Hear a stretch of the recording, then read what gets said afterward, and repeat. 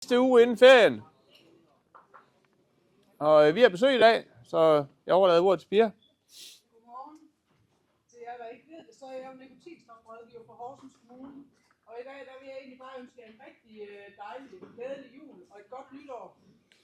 Og så håber jeg, at jeg kommer til at se mere til jer til næste år, hvor jeg kommer lidt oftere og sidder heroppe, hvis der er nogen, der har brug for rådgivning eller spørgsmål. Plus at jeg håber at kunne tilbyde forløb i skoletiden, hvis man har brug for at komme hjem, eller få hjælp til at komme ud af nikotinafhængighed. Så brug jeres gode lange juleferie på lige at tænke lidt over det. Og ellers en glad jul. Ja. Der var engang en gammel kone, som gerne ville have en husnisse. Hun havde slibt og slæbt alle sine dage, og hun havde sparet sammen til sit eget hus. Det var lille og lavt, men det var både køkken og stue og forstue. Hun var lykkelig, da det hele var i orden. Nu har jeg alt, hvad man kan ønske sig, sagde hun. Det eneste, jeg mangler, det er en husnisse. Hvor i alverden får jeg en husnisse fra? Jeg kan lokke ham med god mad, tænkte hun, og så tog hun en blomstret skål og en lille fin træske fra køkkenskabet. Bagefter kogte hun risengrød og hældte grøden i skålen og lagde en stor smørklat i midten. Den grød kan ingen nisse stå for, tænkte hun at stille grøden uden for døren. Og så gik hun i seng. I morgen har jeg en nisse her, sagde hun til sig selv. Det er lige så sikkert som ammen i kirken. Det skal lige siges, dengang der husnisser, det var altså nogen, der hjalp til på gården og gjorde tingene i stand. Men da morgenen kom, havde katten et grøden, og der var ingen nisser at se. Jeg skal lokke ham med en fin hue, tænkte den gamle kone, og så strikkede hun den fineste røde nissehue med lang kvast. Den var så smuk, at hun ikke kunne se sig mæt på den. Hun hængte den op i æbletræet, og så gik hun i seng. I morgen er nissen her, sagde hun til sig selv. Det er lige så sikkert som ammen i kirken. Men da morgenen kom, var huen blæst op i toppen af et grantræ, og der sad den så og lyste op.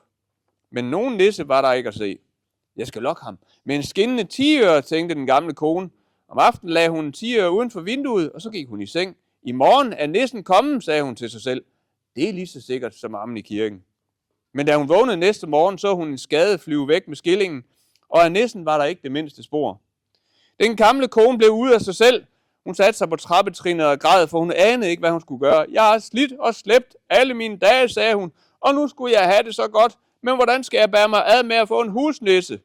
Ingen svarede hende, og hun kunne ikke selv finde ud af det. Dagene gik. Den gamle kone passede sit hus, og alt var nypudset, og alt skinnede og blinkede. Men rigtig hyggeligt blev det nu ikke. Det kunne det ikke blive uden en husnisse, synes den gamle kone. Folk gik forbi på gaden, men hun talte ikke med dem. Hun havde altid klaret sig selv, uden at nogen hjalp hende, så hvad skulle hun have med andre at gøre? Hvis nogen bad hende om vand, så viste hun dem hen, hvor kilden var, men bad de ham en bid brød, så fik de nej. Den smule hun havde, måtte hun kan passe godt på, ellers fik hun ikke noget at leve af på sine gamle dage. Og så gik hun så og passede sit hus og undrede sig over, at ingen husnisse havde lyst til at slå sig ned ved hende. Årene gik. Det blev klart, at der manglede noget i huset. Væggene slog revner, vinduerne blev utætte, og taget var ved at skvætte sammen. Til sidst vidste den gamle kone ikke sin levende rød. Hun satte sig ud på trappestenen og standsede alle, der gik forbi. Jeg har slidt og slæbt hele mit liv for at spare sammen til mit hus, jamrede hun. Men nu er det hele ved at falde sammen. Ha' med lidenhed med mig, hjælp mig. Men der var ingen, der havde lyst til at hjælpe hende. Hvorfor skulle de gøre det, sagde de. Har du nogensinde hjulpet andre? Vinteren kom, det blev meget koldt, og sneen føg ind gennem de utætte vinduer. En dag hen mod jul kom en lille pige gående på den snedækkede vej. Hun var laset, blåfrossen, og træskoene havde gnavet store huller i hendes strømper. Hun kæmpede sig tappert frem mod blæsten og sneen. Men selv om hun var alene i verden, og hverken havde far eller mor, turde hun ikke banke på hos den nære gamle kone. Konen stod i vinduet og så ud på vejen. Sådan en lille størrelse, tænkte hun. Har jeg ikke selv været sådan en engang? I en fart kom hun ud på vejen og greb fat i hende. Pigen var bange og strittede imod, men det nyttede ikke noget. Ind kom hun. Der blev tændt op i komfuret, og grødgryden blev sat over. Ej, hvor det knitrede og boblede. Den gamle kjole trak kjalterne af den lille magre krop og svøbte den ind i et gammelt kludetæppe. Det var blødt og dejligt, og grøden smagte. Tænk, at den lille nære kone alligevel var så rar. Og så faldt den lille gæst i søvn i stolen ved komfuret. Den gamle kone sad og så på hende. At have sådan en lille en at tage sig af, det var noget andet end at sidde mutters alene. Mon hun ville gå sin vej i morgen, tænkte hun. Jeg har ikke fortjent andet, men måske alligevel. Hun har jo hverken far eller mor eller hjem. Det blev morgen, da en lille pige vågnede. smilede til hende. Hun ville hellere end gerne blive der, og den aften så den gamle kone med sine egne øjne, hvordan en nisse i et rød hue gled ind gennem døren og listede hen til komfuret og skrabede gryden. Bagefter listede den rundt i huset for at se efter, hvad der skulle bringes i orden. Og den nisse bor stadigvæk hos den gamle kone i dag. Tror vi nok.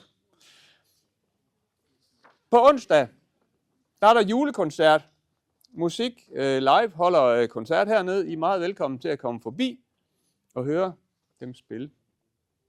Og ellers så er der jo dimission på fredag. Kl. 8.45 hernede starter det. Det glæder vi os til. Det bliver en fest. Og ellers, hvad for noget? Onsdag kl. 19, undskyld. Onsdag kl. 19 om aftenen. Ellers så må I have en rigtig god uge. Vi ses igen på fredag.